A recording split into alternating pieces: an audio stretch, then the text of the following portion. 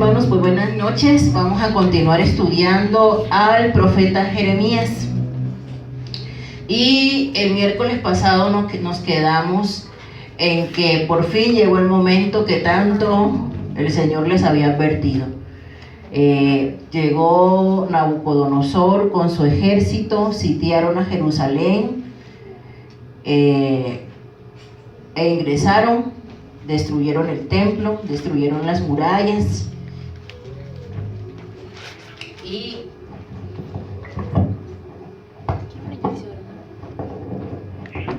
destruyeron el templo, destruyeron las murallas y se llevaron cautivos a los judíos. Amén. Hasta ahí nos quedamos. Vimos cómo el rey Sedequías tuvo que ver, ¿no?, que delante de él inclusive le sacaran los ojos a sus hijos y varias atrocidades que cometieron los babilonios. Sin embargo, habíamos dicho que Jeremías es un profeta exílico y posexílico. Entonces vamos a ir al capítulo 29 de Jeremías.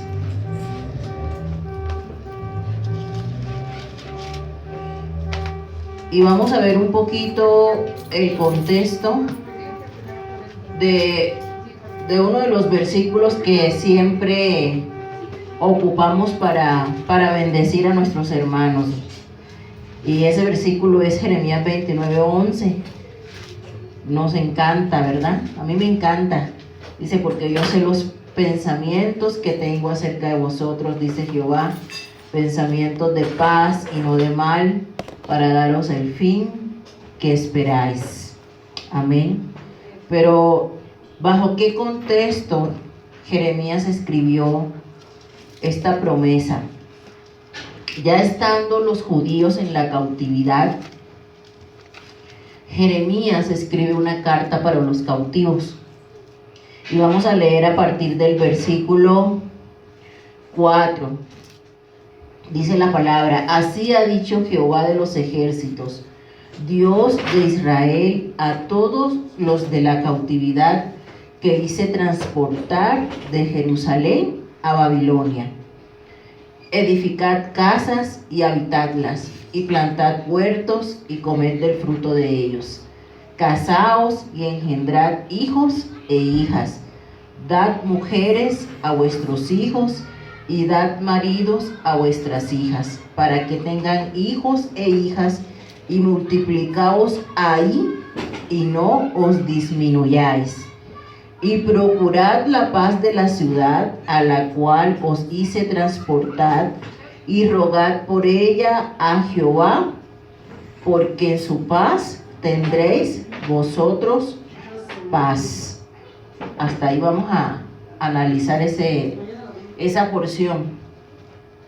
Fíjense, este pueblo estaba afligido.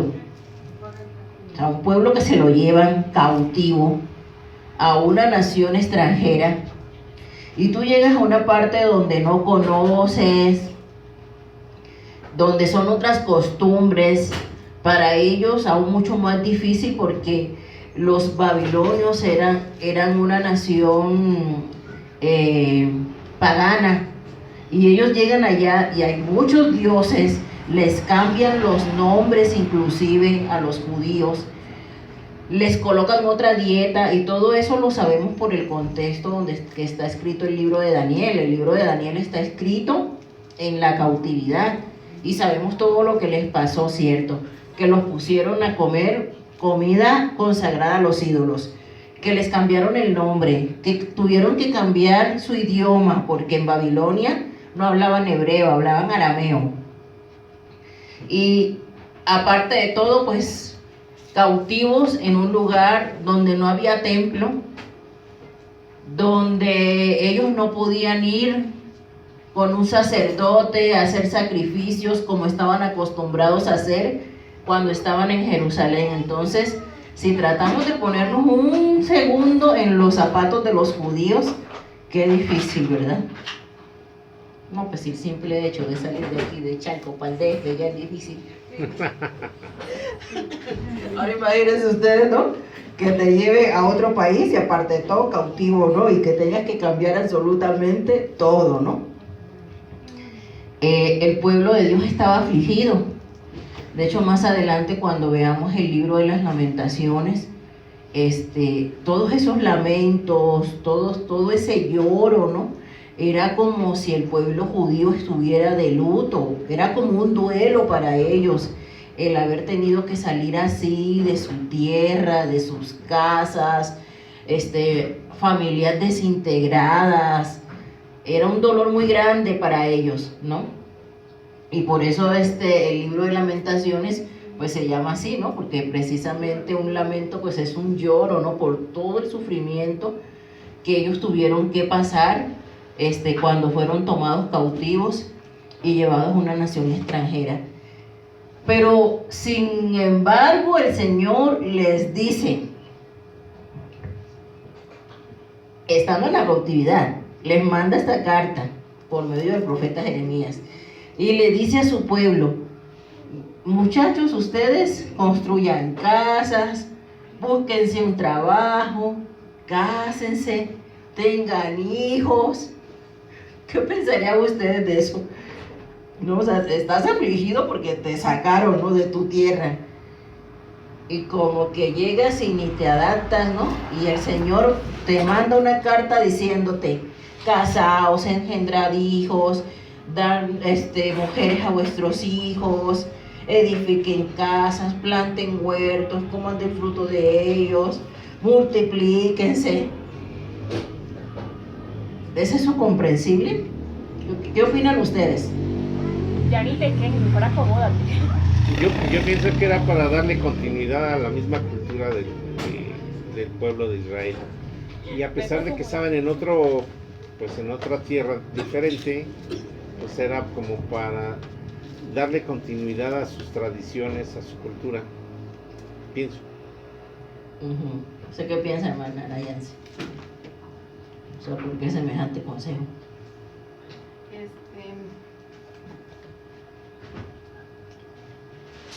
Pues como para mostrarles, ¿no?, que podían volver a comenzar, para enseñarles que ellos eran capaces de volver a iniciar.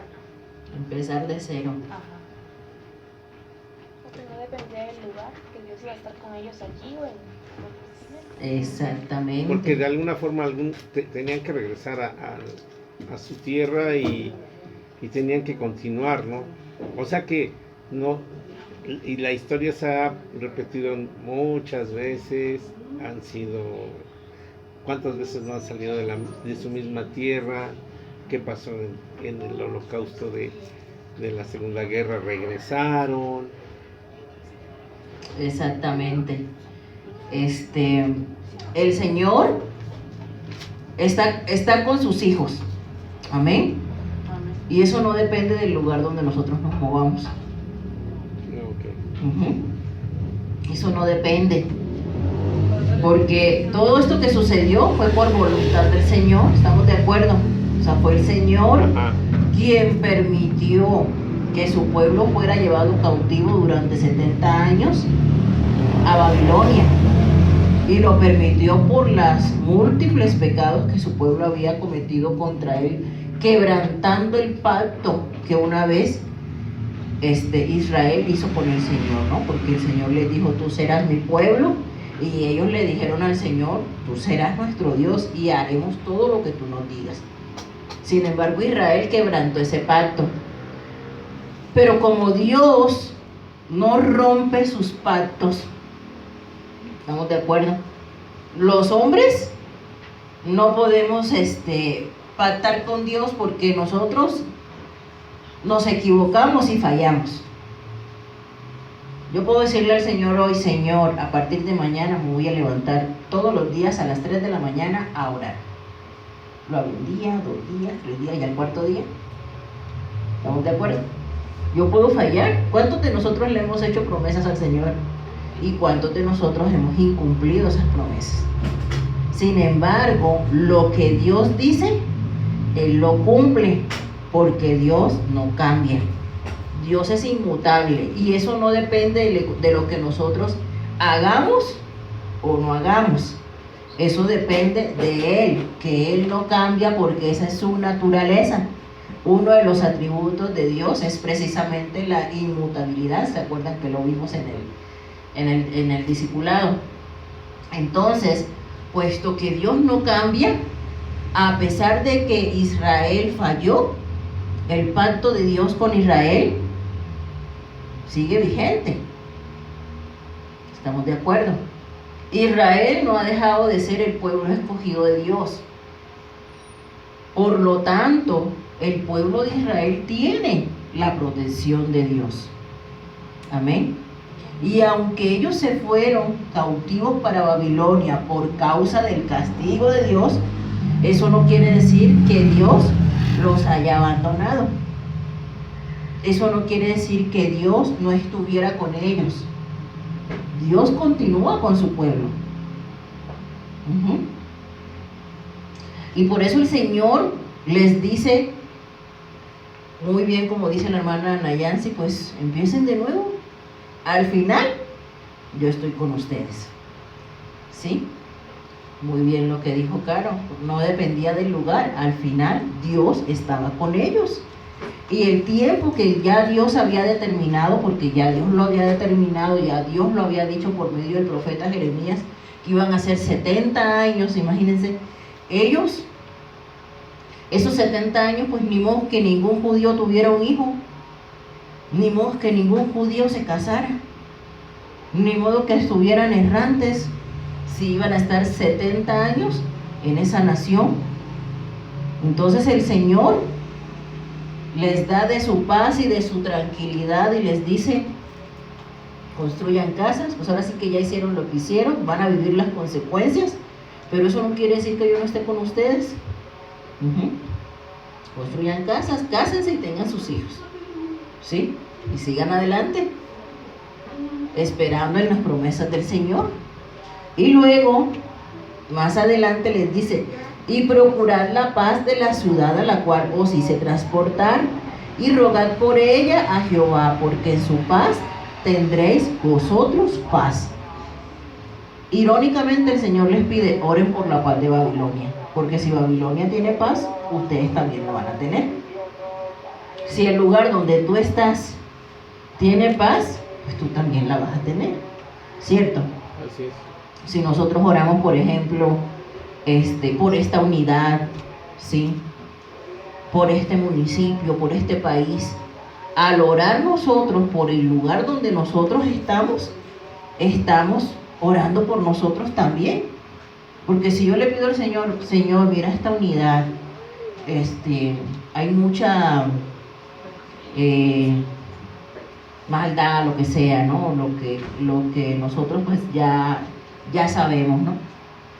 Al orar yo para que el Señor tenga el control de todas esas cosas, ¿sí? Y misericordia a todas estas personas que viven, estoy orando también por mí, porque aquí vivo yo, aquí de mi esposo, aquí de mis hijos, ¿sí? Entonces el Señor les dice, aunque sean sus enemigos, aunque les hayan hecho lo que les hayan hecho, pues ahorita están ahí con ellos. Oren por la paz de Babilonia, porque al orar por Babilonia, están orando también por ustedes, ¿sí? Y les dice, porque falsamente, en el 8 dice, porque así ha dicho Jehová de los ejércitos, Dios de Israel, no os engañen vuestros profetas que están entre vosotros, ni vuestros adivinos, ni atendáis a los sueños que soñáis. Porque falsamente os profetizan ellos en mi nombre. No los envié, ha dicho Jehová. Porque así dijo Jehová, cuando en Babilonia se cumplan los 70 años, yo os visitaré y despertaré sobre vosotros mi buena palabra, para hacernos volver a este lugar. ¿Por qué el Señor les hace esta advertencia? Porque en medio de toda esa situación todavía había gente soberbia y había falsos profetas que decían, Bueno, sí es cierto, nos llevaron cautivos, pero eso va a ser por poco tiempo. Eso no va a ser así como decía el profeta Jeremías, ¿sí? O sea, a pesar de todo esto, que ya lo estaban viendo, que ya lo estaban viviendo, todavía muchos falsos profetas se levantaron a decir que esa cautividad iba a ser por poco tiempo. Por eso el Señor les dice, no los escuchen, yo no los envié, son falsos profetas. Se va a cumplir lo que dijo Jeremías y van a ser 70 años. No crean que esto va a ser por 1, 2, 3 días, como muchos pensaron, ¿no? Esto va a ser por 70 años, le vuelve a decir el Señor. Y ahí les dice, porque yo sé los pensamientos que tengo acerca de vosotros, dice Jehová, pensamientos de paz y no de mal, para daros el fin que esperáis. Entonces me invocaréis y vendréis y oraréis a mí, y yo os oiré, y me buscaréis y me hallaréis, porque me buscaréis de todo corazón.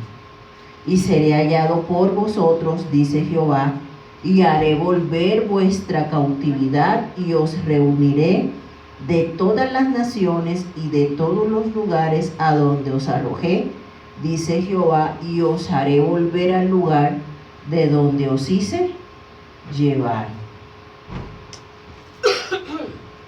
Entonces, el Señor dice, yo sé los pensamientos que tengo para ustedes.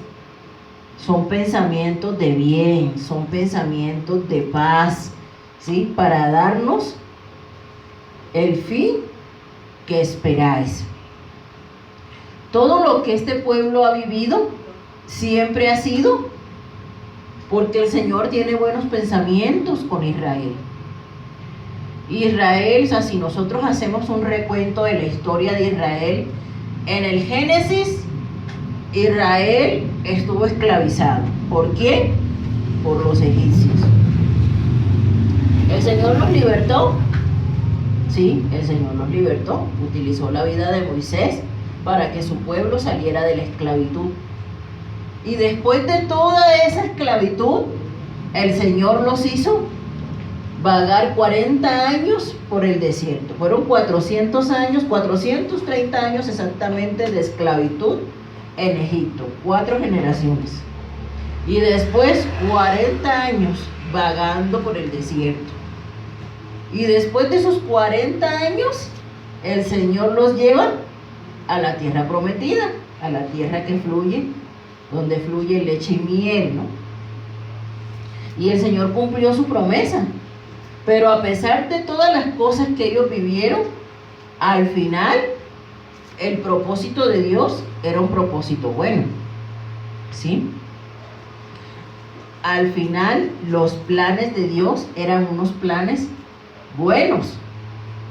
Sí es cierto que sufrieron y sufrieron mucho. Sufrieron mucho en el desierto, sufrieron mucho cuando estaban cautivos por esclavizados por los egipcios, pero al final Dios cumplió su promesa de llevarlos a la tierra prometida. Y podemos seguir con la historia de los judíos. Y ahorita vemos a un pueblo nuevamente cautivo por otra nación extranjera. Pero nosotros, que ya podemos ver la historia completa, sabemos, ¿no?, que a pesar de que en estos momentos ellos están sufriendo, ellos están llorando, al final nuevamente iban a volver.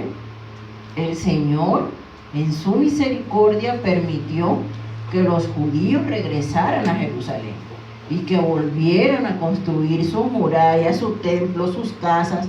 Absolutamente el Señor les retribuyó todo lo que ellos habían perdido. Amén. Entonces nosotros podemos ver que siempre los pensamientos y los planes de Dios para su pueblo son de bien. Y nosotros mismos hemos experimentado esto en nuestra vida. ¿Cuántas tragedias hemos pasado?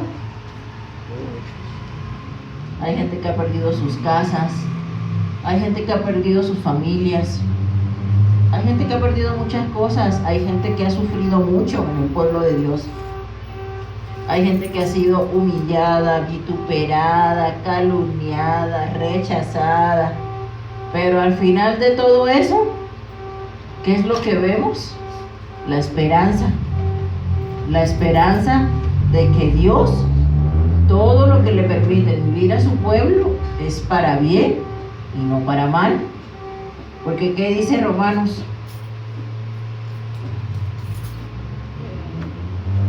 Para los que aman a Dios, todas las cosas ayudan a Dios. Para los que aman al Señor, todas las cosas les ayudan para bien. Aunque nosotros gritemos, chillemos, nos lamentemos, no entendamos, todo lo que nos ocurra, por muy fatídico que parezca, nos va a ayudar para bien. Eso es algo que nos cuesta entender. Eso es algo que nos cuesta entender. Cuando estamos en la prueba, no nos acordamos de las promesas del Señor, desafortunadamente. Y si no venimos a los estudios bíblicos, menos. No es una propaganda para los que no vienen. Porque no tenemos la palabra sembrada ni en nuestras mentes ni en nuestros corazones. Y al final, hermanos, en medio de la prueba, en medio del desierto, lo que a nosotros nos fortalece es precisamente esto: las promesas del Señor, la palabra del Señor. Si yo no me lleno de la palabra del Señor, cuando llegue la prueba yo me voy a derrumbar. Cuando lleguen las dificultades, cuando llegue el desierto, yo me voy a caer y me voy a querer desaparecer de la faz de la tierra. Pero si yo tengo cada una de estas palabras, cada una de estas promesas en mi mente, en mi corazón, téngalo por seguro que en el momento de la prueba, mi espíritu las va a recordar. Y eso me va a fortalecer.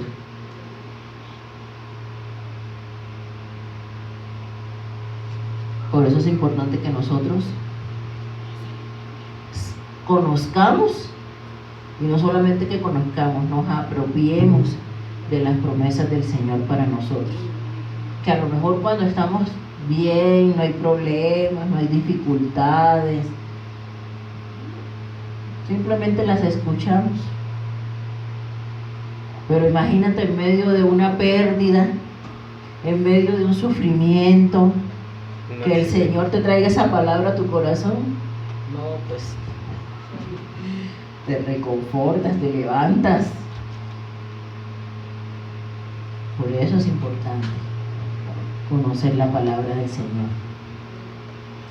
Entonces fíjense, sin embargo, no nos podemos quedar nada más ahí, ¿verdad? En el que el Señor, los pensamientos del Señor son buenos para mí, sí. Los pensamientos del Señor para mí son de paz, sí, también. Pero fíjense lo que dice más abajo. Entonces me invocaréis y vendréis y oraréis a mí y yo os oiré. ¿Qué era lo que le había pasado a este pueblo y lo que el Señor tanto les mandó a decir por todos los profetas? Que eran rebeldes. Que no creyeron nada de lo que los profetas les dijeron. Entonces era necesario que ellos pasaran por este castigo para que ellos vieran que lo que dijeron los profetas era verdad, era palabra de Dios. Y entonces, ¿qué pasó? Cuando ellos empezaron a vivir todo esto y se dieron cuenta que efectivamente los profetas no estaban jugando, que todo lo que dijeron se estaba cumpliendo, cuando ellos vieron esto, entonces empezaron a clamar al Señor. Cuando ellos vieron toda esta situación, dijeron: es cierto, el Dios de Israel sí habla a nuestros corazones. Sí es cierto, el Dios de Israel mandó a sus profetas. Sí es cierto, la misericordia del Señor fue amplia. La ira del Señor fue lenta. Pero tuvo que haber pasado todo esto para que ellos creyeran. Muchas veces. Que los profetas no estaban jugando y vieran, ¿no?, con sus propios ojos que sí se cumplió todo lo que les habían dicho. Y solamente así ¿Entendieron? Y entonces, dice el 13, y me buscaréis y me hallaréis, porque me buscaréis de todo vuestro corazón. Y seré hallado por vosotros, dice Jehová, y haré volver vuestra cautividad y os reuniré de todas las naciones y de todos los lugares a donde os arroje. Pero para esto, ¿qué era necesario? Para que ellos vieran estas promesas y para que ellos finalmente se pudieran dar cuenta que los pensamientos del Señor para con su pueblo eran pensamientos de bien y de paz. ¿Qué era necesario? Que ellos volvieran sus corazones al Señor. Que ellos volvieran sus corazones nuevamente a Dios. Amén. Solamente así ellos tenían que invocar a Dios con todo su corazón, con un corazón sincero.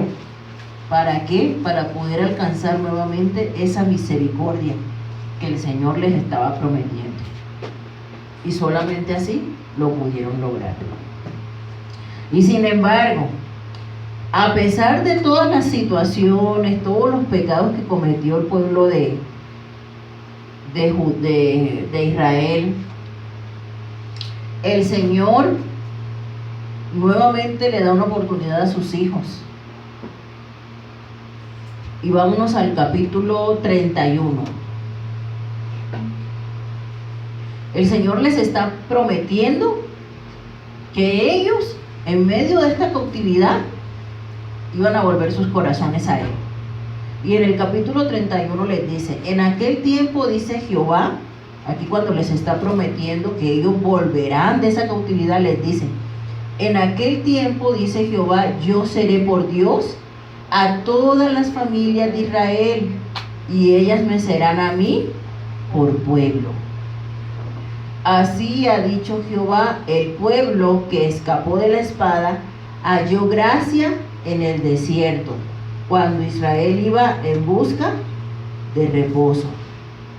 Y Jehová se manifestó a mí hace ya mucho tiempo, diciendo, con amor eterno te he amado, por tanto te prolongué mi misericordia.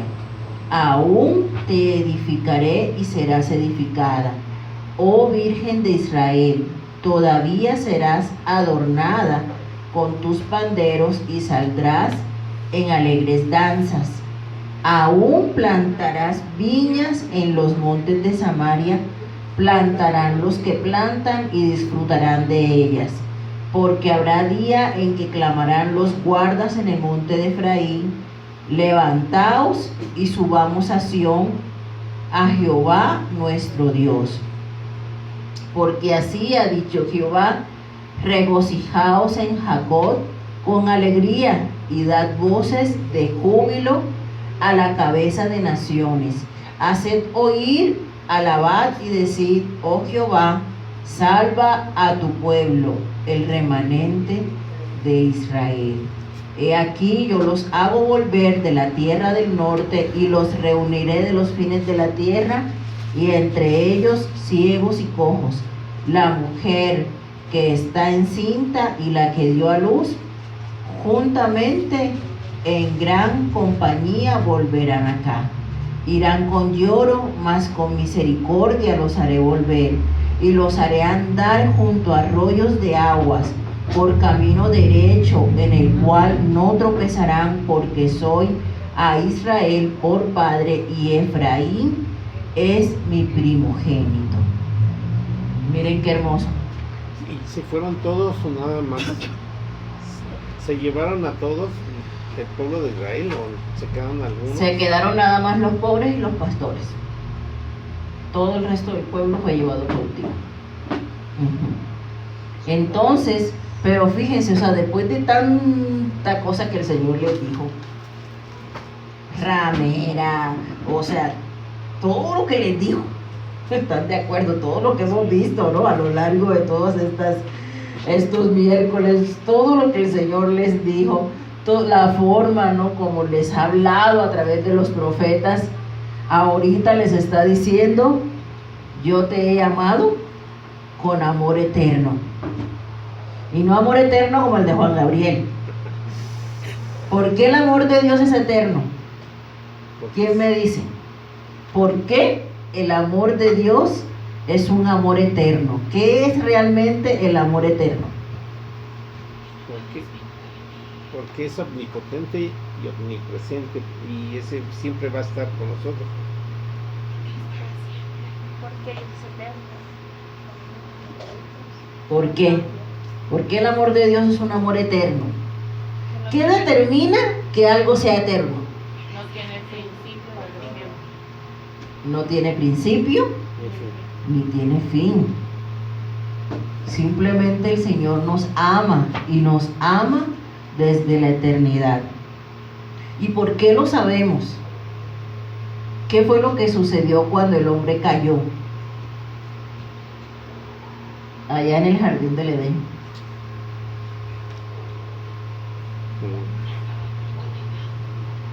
¿Cómo?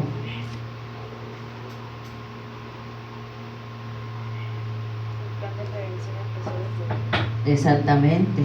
Desde ahí empezó el plan de redención. En Génesis 3:15, cuando el hombre cae, el Señor inmediatamente les da la promesa.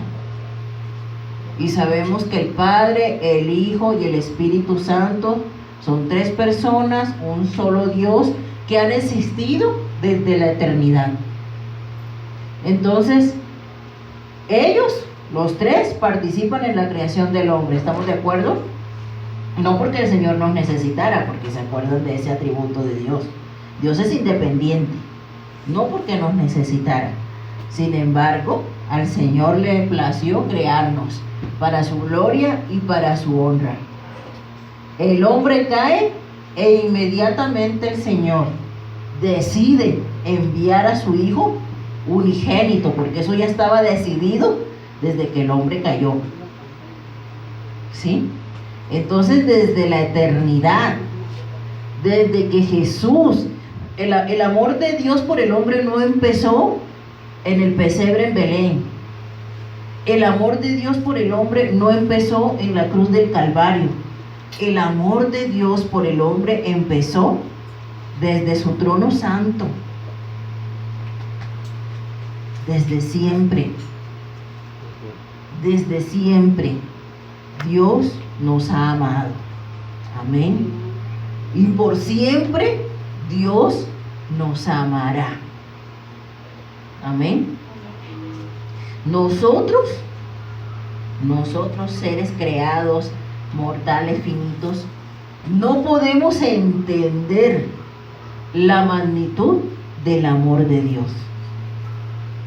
Es por eso que no podemos entender, porque es un amor infinito. ¿Cómo es posible que la palabra diga cosas como que 7 veces el justo caerá y 7 veces Jehová le recogerá?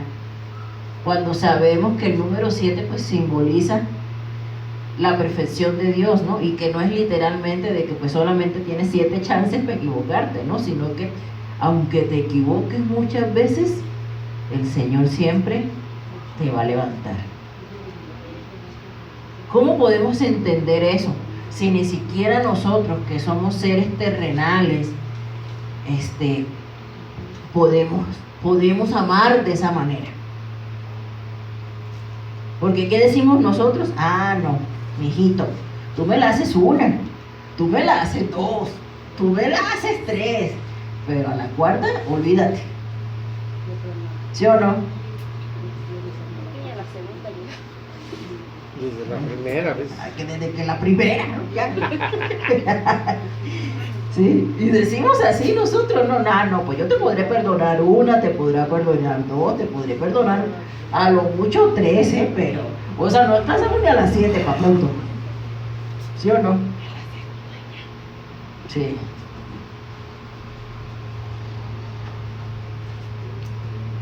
Decía una amiga mía, no, es que la primera, Gerdis, es por ignorancia, pero ya una segunda, eso ya es estupidez, decía ella. ¿No? Así nos expresamos los seres humanos.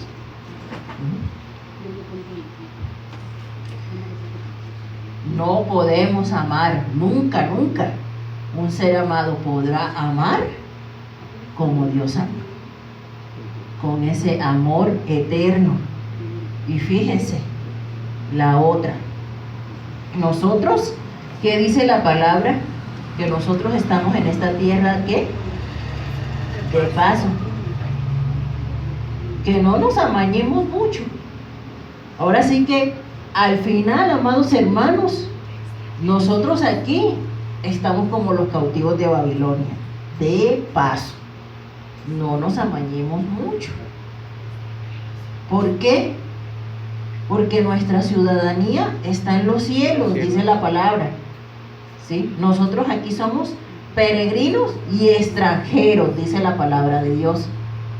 Entonces, así como el Señor le dijo, yo ahorita pensando, bueno, el Señor le dijo al pueblo de Israel, estando cautivo en Babilonia, les dijo, cásense, tengan casas, tengan hijos, multiplíquense, ¿sí? Pero al final hay una promesa. ¿Y cuál es esa promesa? Que van a regresar a su tierra, ¿sí? Ahora, yo pienso que es así lo mismo con nosotros.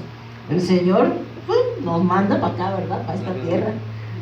Y nos dice, bueno, tú vive, ¿verdad? Estudia, trabaja, enamórate, cásate, ten tus hijos.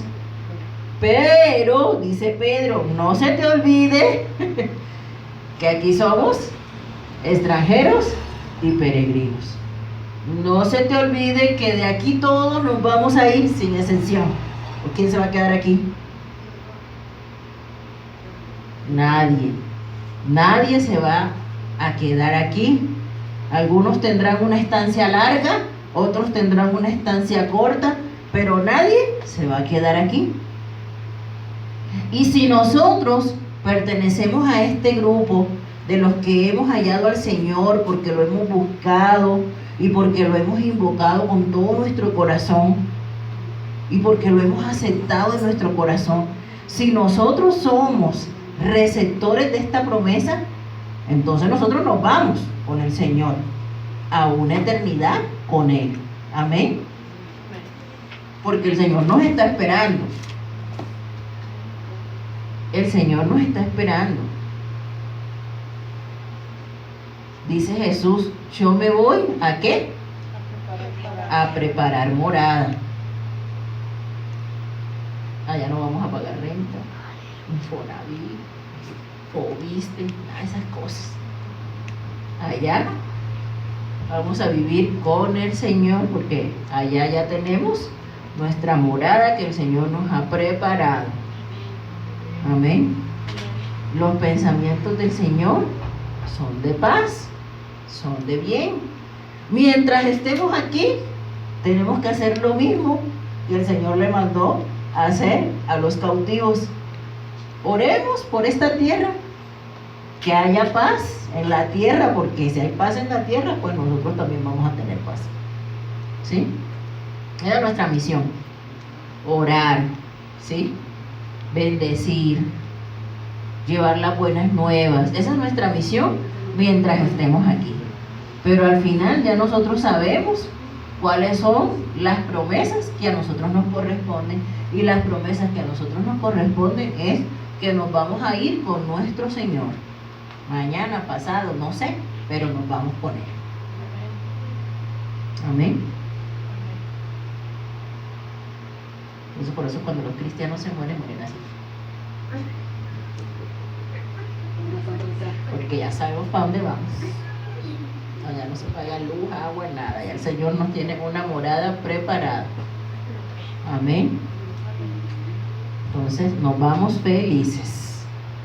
Y dice el Señor, ¿verdad? Así como le decía a Israel, ¿no? Pues ustedes van a ir con regocijo, con alegría, dando voces de júbilo,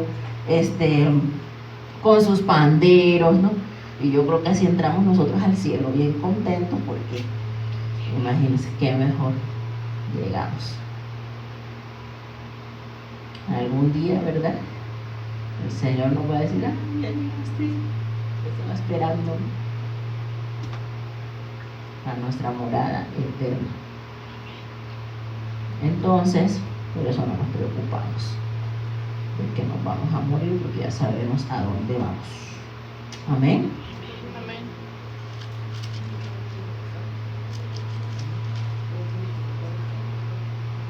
Ahora fíjense, el amor de Dios, entonces, por eso es eterno, porque ha existido desde siempre, desde que Jesús estaba en su trono de gloria, mucho antes de venir a la tierra, y seguirá existiendo por siempre, porque el Señor nos va a seguir amando por la eternidad. Amén. En eso consiste ese amor eterno. Y finalmente el Señor le promete a Israel restauración para Jerusalén.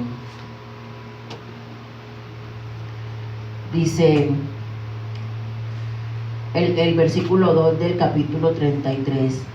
Así ha dicho Jehová que hizo la tierra, Jehová que la formó para afirmarla, y Jehová es su nombre. Clama a mí y yo te responderé, y te enseñaré cosas grandes y ocultas que tú no conoces. Porque así ha dicho Jehová, Dios de Israel, acerca de las casas de esta ciudad y de las casas de los reyes de Judá, derribadas con arietes y con hachas, porque vinieron para pelear contra los caldeos, para llenarlas de cuerpos de hombres muertos, a los cuales herí yo con mi furor y con mi ira, pues escondí mi rostro de esta ciudad a causa de toda su maldad. He aquí, yo les traeré sanidad y medicina, y los curaré, y les revelaré abundancia de paz y de verdad. Y haré volver los cautivos de Judá y los cautivos de Israel, y los restableceré como al principio, y los limpiaré de toda su maldad con que pecaron contra mí, y perdonaré todos sus pecados que contra mí pecaron y con que contra mí se rebelaron. Y me será a mí por nombre de gozo, de alabanza y de gloria entre todas las naciones de la tierra, que habrán oído todo el bien que yo les hago, y temerán y temblarán de todo el bien y de toda la paz que yo les haré.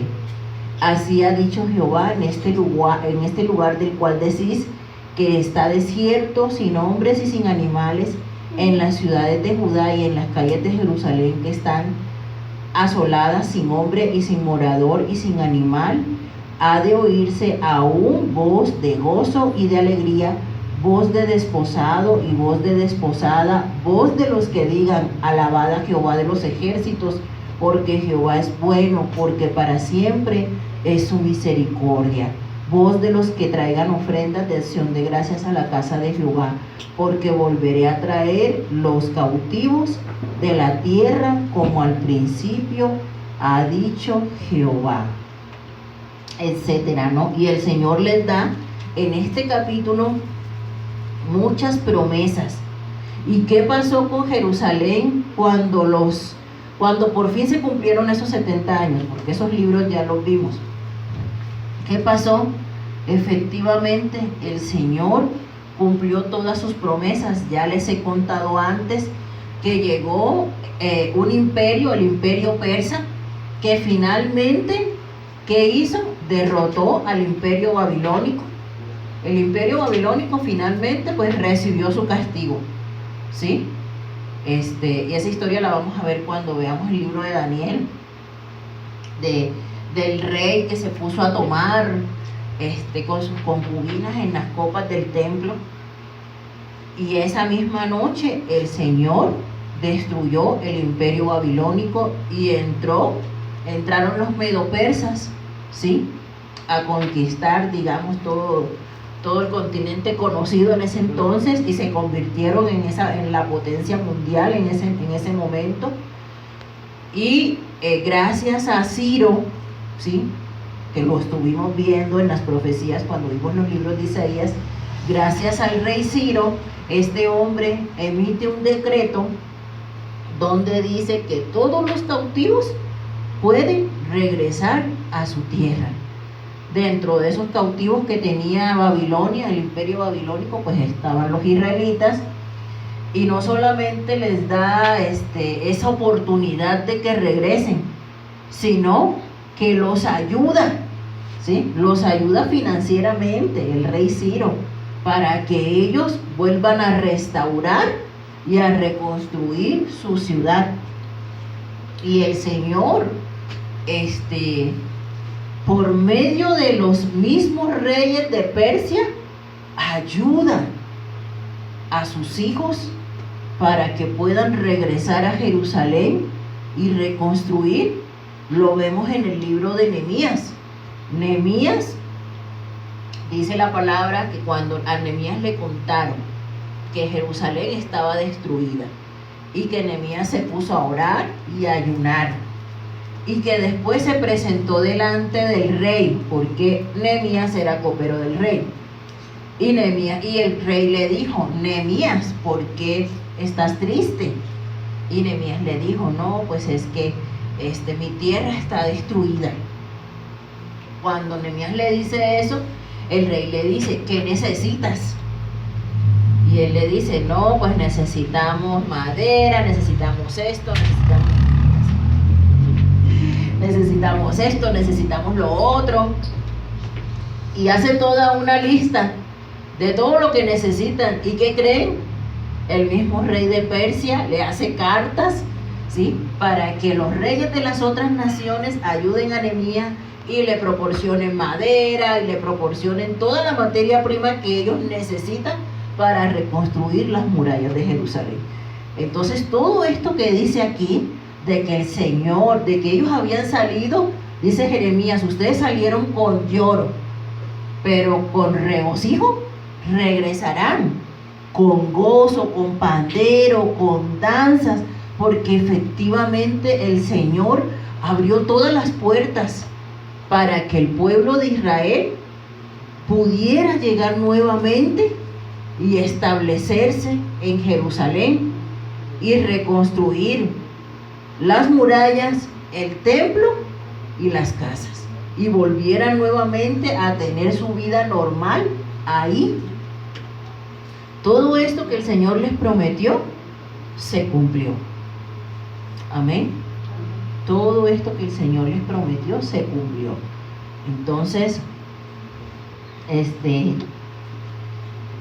ahí podemos nosotros ver, amados hermanos, que efectivamente para los que aman al Señor, sí cometemos errores, sí vamos a pasar sufrimiento. La Biblia no dice que no, en ninguna parte de la Biblia dice que los que aman al Señor no los va a tocar ni el pétalo de una rosa. No dice eso la palabra. La palabra dice que tendremos aflicciones,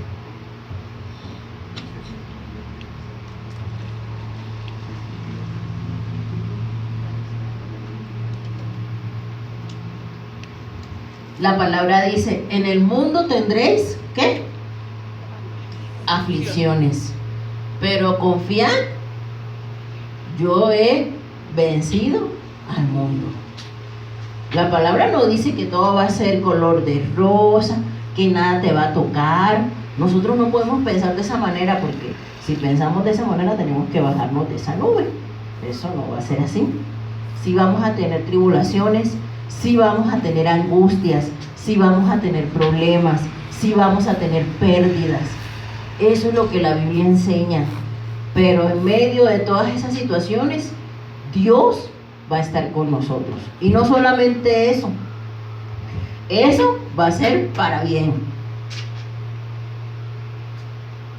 Aunque nosotros tengamos la mente como los judíos y no lo entendamos, y nos enojemos y reneguemos y lloremos y nos lamentemos, aunque a nosotros nos cueste creer eso,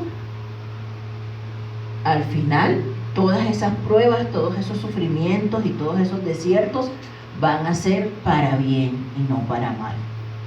Amén. Eso es algo que tenemos que entender, ¿sí? Y no andar pensando, no, es que como yo soy cristiano, a mí no me va a pasar nada. Sí nos puede pasar, hermanos. Y esa palabra nosotros tenemos que entenderla bien, porque por eso es que mucha gente luego se aleja del Señor, porque les venden un evangelio de bendición, de prosperidad, de todo bueno, de todo bonito, y no les dicen lo que verdaderamente la Biblia enseña. Entonces cuando tú llegas al evangelio y empiezan todos los problemas, porque eso es lo que siempre pasa, te conviertes y enseguida empiezan los problemas, ¿sí o no? Entonces tú qué dices, no, pues este Dios que tú me predicaste no es el Dios que yo estoy experimentando, porque tú me dijiste que cuando yo aceptara a Jesús en mi corazón se iban a acabar todos mis problemas. ¿A cuántos de nosotros no nos predicaron así? No, es que cuando tú vengas al Señor se van a acabar todos tus problemas. No, pero no es así. Cuando vengas al Señor vas a seguir teniendo problemas. La diferencia es que ahora ya no te vas a agobiar por los problemas, porque ahora a pesar de que tengas problemas, tú te vas a mantener en paz, porque esa es la paz que te da el Espíritu Santo. Sí, tú vas a seguir teniendo problemas, pero ahora a pesar de que tengas problemas, tú te vas a mantener con gozo, porque es el gozo del Espíritu Santo. Sí, tú vas a tener problemas, pero ahora a pesar de que vengan los problemas, tú vas a confiar de que Jesús está contigo. Sí vas a tener problemas, pero cuando vengan los problemas, tú vas a confiar de que el Señor eso te lo está permitiendo para bien, no para tu mal. Sí vas a tener problemas, pero cuando vengan los problemas, tú te vas a acordar que la Biblia dice que el Señor no te va a dar una prueba más grande de lo que tú no puedas soportar, y que si estás viviendo eso, entonces es porque la madera de la cual tú estás hecho está buena para aguantar eso que estás pasando. Que quizás tú lo estás pasando, pero otro no, porque el Señor te conoce y el Señor sabe cómo te hizo, y Él sabe que tú sí aguantas eso, pero que a lo mejor el de al lado no lo aguanta. Porque la Biblia lo dice, no nos va a dar prueba mayor a la que no podamos soportar. Entonces ni siquiera nos preguntemos, ay Señor, ¿y por qué a mí no? ¿Por qué a mí no a otro? Bueno, porque pues Dios sabe que tú no aguantas, porque a lo mejor el otro no va a aguantar. Por eso, simple y llanamente, porque la Biblia dice que Él no nos va a dar prueba mayor a que no podamos soportar. Entonces si te tocó a ti y no a otro, es porque el Señor sabe que tú aguantas. ¿No? Es la respuesta más sensata que puedo darles, ¿no? Entonces, amados hermanos, al final, el Señor va a hacer su propósito, va a hacer su voluntad, que siempre es buena, agradable y perfecta, aunque a nosotros no nos parezca, ¿no? Aunque a nosotros no nos parezca, aunque quizás la voluntad del Señor nosotros no estemos de acuerdo y no me parezca que el sufrimiento quizás es bueno, pues para Dios sí lo es, porque eso es para un bien. Y necesitamos nosotros vivir bajo esas verdades, porque si no, cuando vengan los camorrazos nos vamos a ir de la presencia de Dios. A veces los problemas no son nuestros, sino son ajenos. Sí, eso es lo peor. Y si uno está bien, llegan esos problemas de algún pariente, un amigo, nos transmite sus problemas, pero nosotros debemos de estar preparados, primeramente para no poner oídos, orar por esa persona, pero no que no nos afecte, agobiarnos. Ajá, porque nos puede descontrolar físicamente, porque nos preocupa lo que le está pasando a esa persona. Pero cuando son los propios, nuestros problemas propios, pues estar preparados, como dice usted, para salir adelante. Así es. Aún así, dice la Biblia,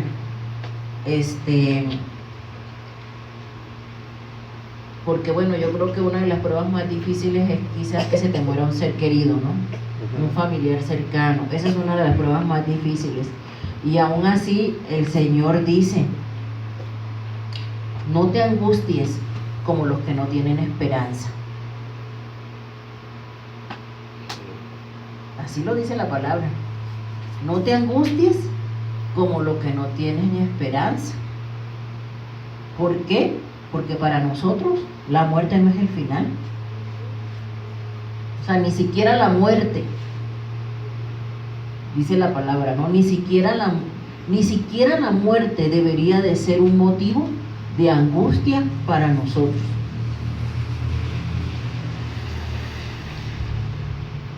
Dice la palabra: venid a mí, todos los que estéis, ¿qué? Trabajados y cargados, y yo os haré, ¿qué? Descansar. ¿Tienes tribulaciones? ¿Tienes angustias? ¿Tienes preocupaciones? ¿Qué tenemos que hacer? Ir a la cruz. Mire, yo sé que a veces como seres humanos nos deprimimos, nos estresamos, nos ponemos ansiosos, nos dan muchas cosas que no deberían ser. Sin embargo, todas esas cosas, amados hermanos, todas esas cosas, ¿saben por qué? ¿Por qué nos cargamos? ¿Por qué nos angustiamos? ¿Y por qué nos angustiamos por cosas que no deberían ser?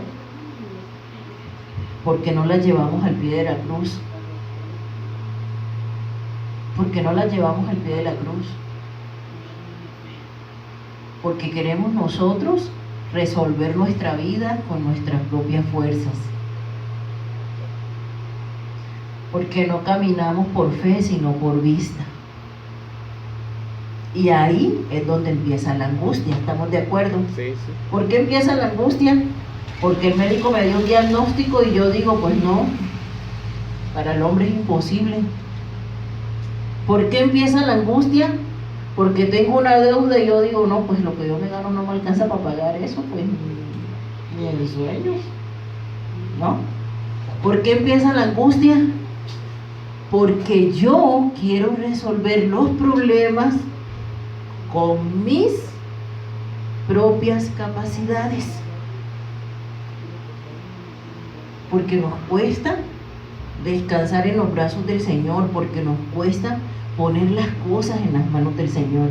Por eso es que nos angustiamos. Pero si nosotros tuviéramos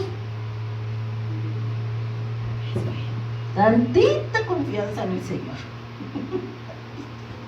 no tanta, ¿no? ¿Qué dice la Biblia? O sea, ni siquiera necesitas ser la mega, el mega lleno de fe, ¿no? O sea, dice el Señor, mire, si ustedes tuvieran fe como un granito de mostaza, ¿ustedes conocen el granito de mostaza? O sea, es una cosa, o sea, así, ¿no? Eso es lo que el Señor nos pide, así, ¿no? Si tuvieran fe como un granito de mostaza, ustedes podrían tener la capacidad de decirle a esa montaña, muévete, y la montaña se va a mover. El problema es que yo no confío en Dios, sino que confío en mí mismo. Y todo lo quiero resolver por mis propios medios, por mi propia fuerza y con mis propios recursos. Y así, pues nunca vamos a llegar a ningún Pereira. Porque nunca vamos a poder resolver las cosas en nuestras propias fuerzas. Si es un problema de salud, ¿dónde lo tengo que ir a llevar? Donde el que todo lo puede. El que me hizo, el que me creó, el médico de médicos. Él es el que tiene la última palabra, no los médicos. No los médicos. Si yo tengo un problema financiero, ¿dónde lo tengo que llevar? Hombre, donde el dueño del oro y la plata. Él sabrá, él buscará la forma, él verá la manera. Pero a nosotros se nos hace imposible. Y de verdad que a lo largo de mi vida cristiana, yo he escuchado unos testimonios, hermanos, que sabe uno que solamente Dios lo pudo hacer. Pero necesitamos que dejar todo en la cruz y no en nuestro corazón. Porque inclusive, como decía el hermano, si yo me empiezo a cargar, y como les decía en una ocasión, imagínense uno, yo por lo menos, hagan de cuenta que no soy pastora, hagan de cuenta que no más con el trabajo, ¿cuántos problemas escucho en todo el día? Porque yo no escucho cosas bonitas. No, yo no escucho cosas bonitas. Yo todo lo que escucho son problemas y problemas y problemas y problemas y problemas y problemas, ¿no? De gente que por motivos emocionales se enfermó, porque tuvieron una pérdida y se enfermaron, porque les pasó esto y se les subió la presión, porque les pasó aquello y se les subió el azúcar. Unos problemas, imagínense. ¿Y qué tal que yo estuviera cargando, no? Con gente que tiene enfermedades, con gente que dice que ya tiene enfermedades, que ya ante la ciencia médica humana no hay solución, ¿no? Imagínense qué tal uno cargando todo eso. Y échele más al saco, y échele más al saco, ¿no? No, pues no vas a tener ni paz, ni tranquilidad, ni nada. Ni nada. Entonces, ¿qué tiene que hacer uno? Despojarse de todas esas cosas y ponerlas en manos de Dios. Porque si yo me ando apropiando de todos los problemas de medio mundo, imagínense, ¿me voy a quedar? No, pues con una depresión tremenda.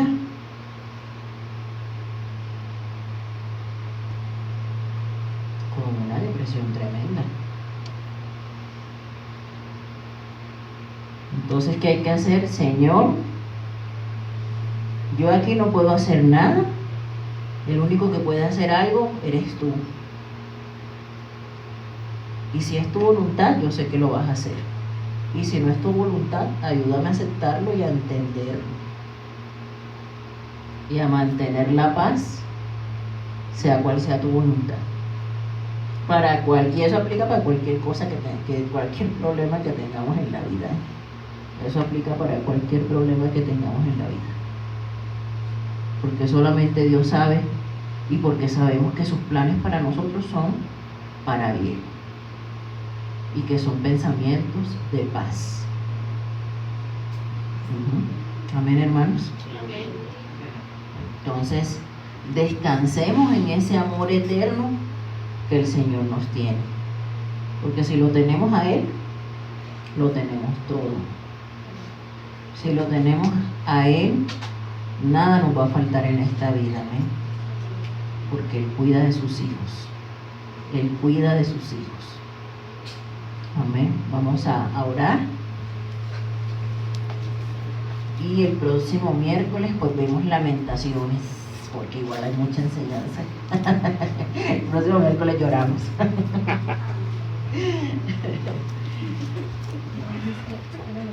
A ver, hermana Nayan, si venga a orar, por favor. Despida la clase, ore por la ofrenda.